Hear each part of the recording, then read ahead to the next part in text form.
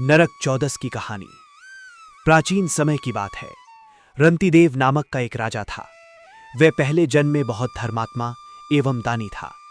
दूर दूर तक उसकी बहुत ही ख्याति थी। अपने पूर्व जन्म के कर्मों की वजह से वह इस जन्म में भी अपार दान आदि देकर बहुत से सत्कार्य किए। दान धर्म करके सबका भला करता था।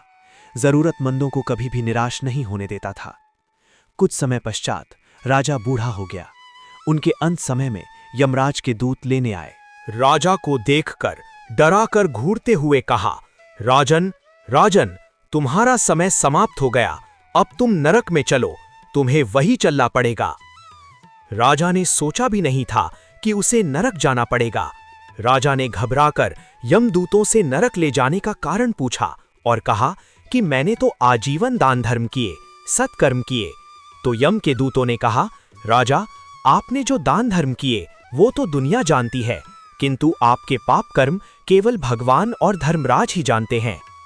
राजा बोला, मेरी आपसे विनती है कि आप मेरे पाप कर्म मुझे भी बताने की कृपा करें। तब यमदूत बोले कि एक बार तुम्हारे द्वार से भूखा ब्राह्मण बिना कुछ पाए वापस लौट गया था। वो बहुत ही आशा के साथ तुम्हारे पास आया था, इसीलिए तुम्हें नरक जाना पड़ेगा।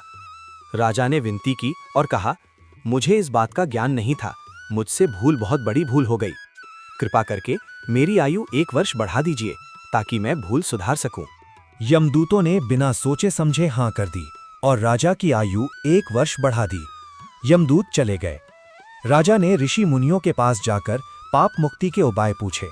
ऋषियों ने बताया कि हे राजन, तुम कार्तिक मास की कृष्ण पक्ष की चतुर्दशी को व्रत रखना और भगवान कृष्ण का पूजन करना, ब्राह्मण को भोजन कराना तथा दान देकर सब अपराध सुनाकर क्षमा मांगना, तब तुम पाप मुक्त हो जाओगे।